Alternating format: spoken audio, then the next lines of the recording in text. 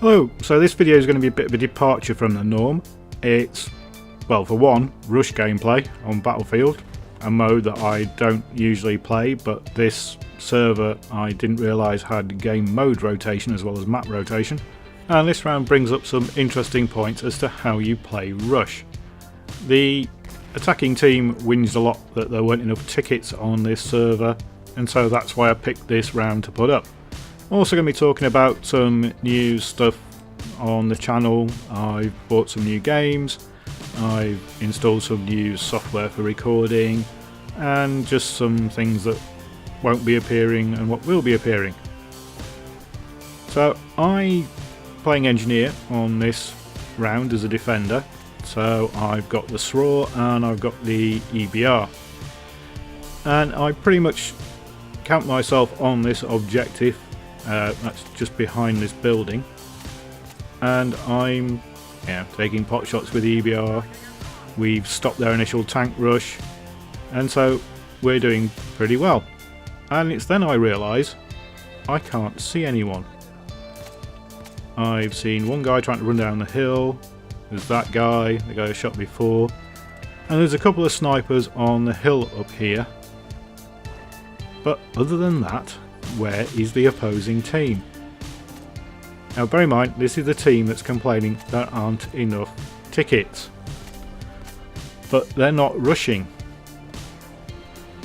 Now I'm stood here a couple of minutes into the round and there's no one. There's no one coming for this objective.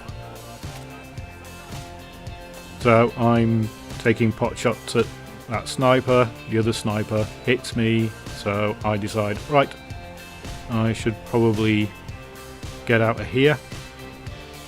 So I'll leave this building and move forward, because there's a big metal container out here which I can hide behind, have cover from the snipers, but look over into the centre. And I still can't see anyone. Still can't see anybody. And to the left there's a tank, there's a sniper up there somewhere, but I can't see the opposing team. So I decide, right, I'll go after this tank.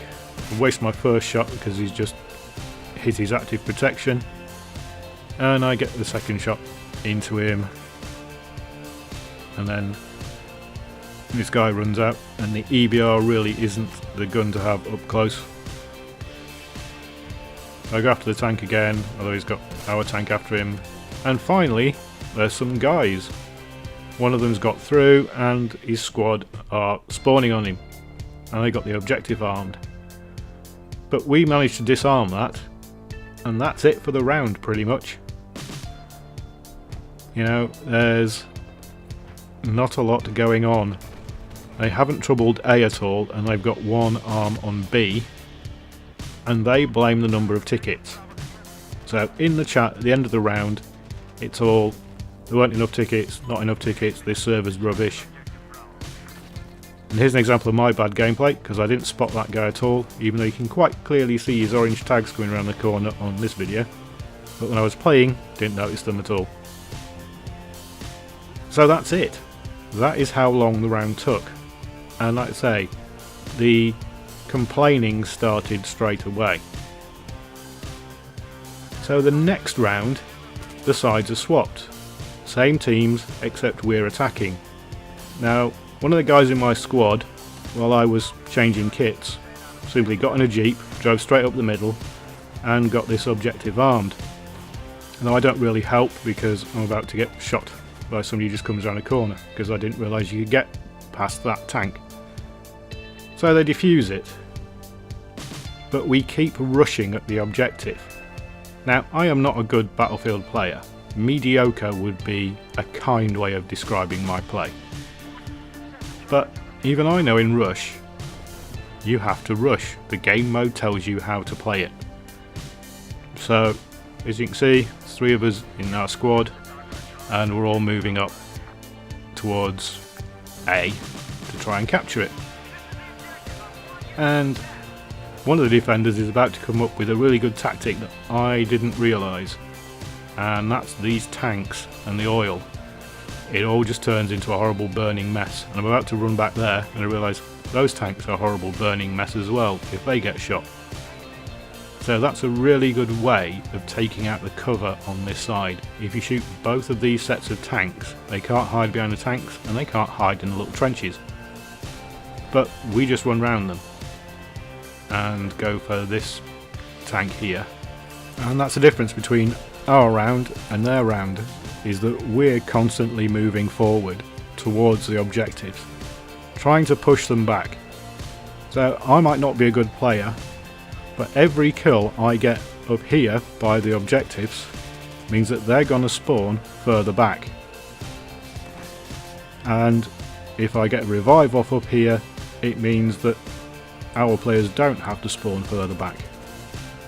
Okay, there's an example of my horrible shooting. And because I didn't kill him, he turns into 2 people, and then that turns into 3 people. But as you can see, I'm at least trying to push forward. Unfortunately, my squad mate stayed alive, so I can spawn back on him.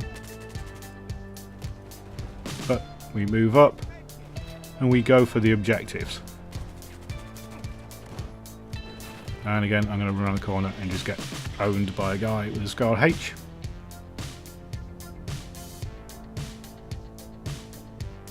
And again, my squad mate has managed to stay alive. Literally one guy in our squad is sat back camping with a sniper rifle, but the rest of us are getting in there and getting it done. So check around the back. My squad guys just got killed. My flashbangs just hit somebody, but then there's nobody there. So I rush in and arm the objective.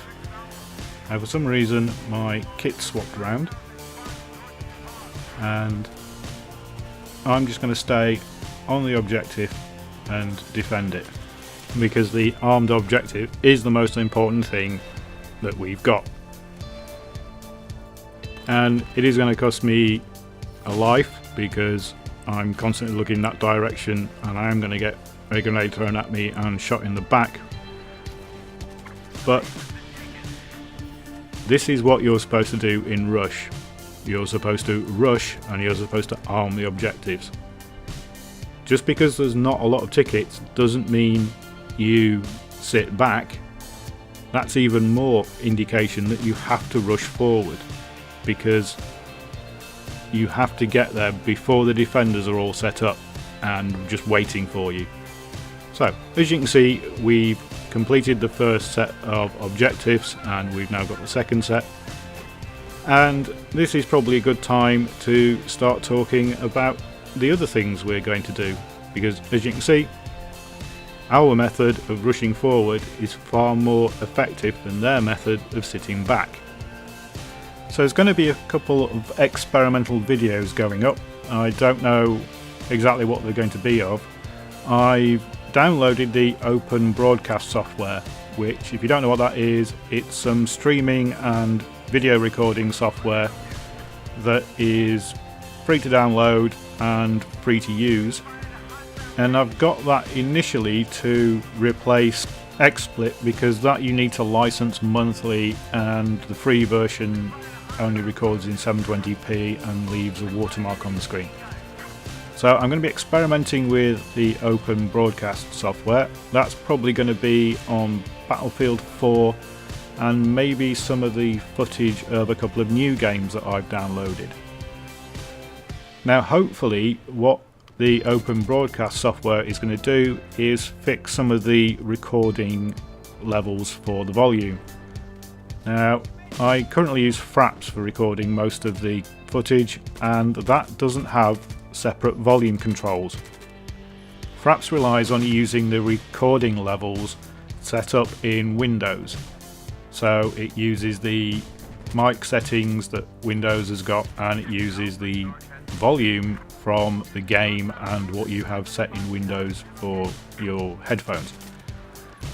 Which is all very well, it makes life very simple when you're first starting out, but if you try recording your voice over the action, so I do it in Minecraft and I occasionally do it in Battlefield. When I do it in Minecraft, because the game levels and the noise in the game is lower than it is in Battlefield, because you've got all the explosions. And so I have to use a different recording levels and volume levels for the two games. But it relies on me changing sliders in Windows and remembering what settings I've got. In the Open Broadcast software, you have basically a setup for each individual thing you want to record, and it also has mixing desk for your voice levels and the game levels. So what it's recording from your PC and what it's recording from your mic have got separate levels, and it shows you what level it's recording at, and it lets you adjust a little slider. Now the problem is it's still going to put it into the single video file. It doesn't record the audio separately, but it does mean that you can tell what's going on and you don't have to fiddle with Windows every time. So this week I've got a couple of new games. There's Thief, which is coming out tomorrow, so that's Tuesday, and there's also Banished. Now Thief is a game I played a lot years ago. I played the original Thief, which I think was the late 90s, and that was Dark Project, and that was a really good game. Then there was Thief 2, which was a couple of years later, and then the last Thief game we had was Thief Deadly Shadows in 2004. And I've really enjoyed all the Thief games, even the originals, which had terrible graphics, and well, they weren't terrible at the time, but now if you look back at them they are. And so I bought the latest Thief title, which strangely is just called Thief, even though it's the fourth in the series. And this is kind of a major reboot, and I'm going to try that out and possibly do some gameplay of it, although it might end up just being a kind of review, first look at, you know, like I've done before for a couple of other things. Banished I bought to kind of replace Minecraft as my game to play while videos are uploading or things are processing. Currently use Minecraft because you don't really need to go online for it. When a video is uploading, I can't go online because my ping times just go through the roof. And Minecraft is a nice easy game to play. You know, you can just jump on it for an hour, play it while the video uploads. And I've been recording that and putting it out. The problem is that I currently have 16 episodes of that are recorded and not put out. And the reason for that is that if you record an hour, then you might get 2 15-minute videos out of that. But if you record an hour every day while you're waiting for a video to upload, you know, you're then looking at 10 episodes a week you're recording. And there's no way I can put out 10 episodes a week, so I'm trying to put them out every 2 or 3 days, but they're still stockpiling up.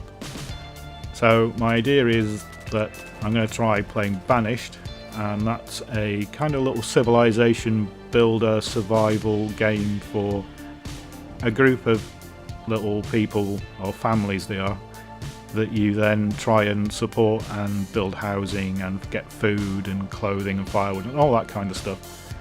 So it's a little game that I can play single player and offline while the videos are going up, and I'll probably record that and maybe put up a few episodes to see how it goes, or do another sort of first look at kind of video.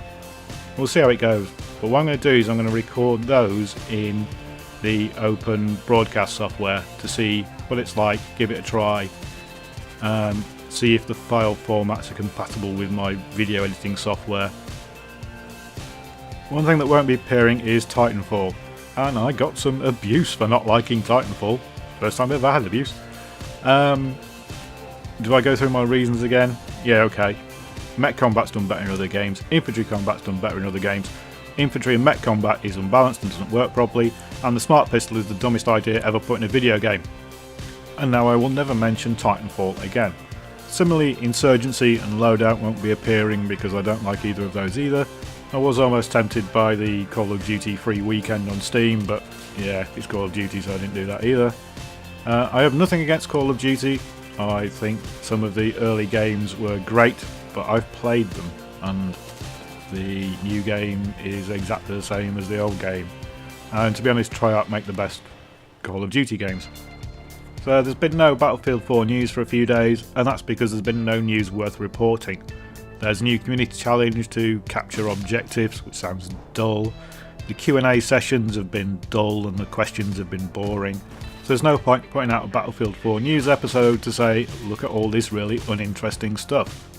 When DICE actually release news that's interesting, or a patch, or there's an interesting thread or discovery on the forums, then I'll do a news episode, but I'm not going to do a news episode for what is basically just bland marketing. There are 2 more Battlefield 4 assignment videos to come. The reason those haven't come out yet is one involves flying a helicopter, which I'm terrible at, and the other one is Perfect Landing, which has some quirks I haven't worked out yet. It's one of those where the wording doesn't match what you actually have to do by the sounds of it. So I've got the 10 hours of second assault, I've had a 10 kill streak in a round, and I've landed on one of the towers, but it still hasn't unlocked and I don't know why yet. So as you can see, we lost that round, but we got 5 out of 6, which I think proves the point that the tickets weren't the problem that the opposing team was having. So I think that covers everything I wanted to do in this video, so look out, there will be Battlefield 4 news when it comes. There'll probably be some Battlefield 4 gameplay coming up to cover the gap, and I might well do some Banished and some Thief coverage. Thanks for watching.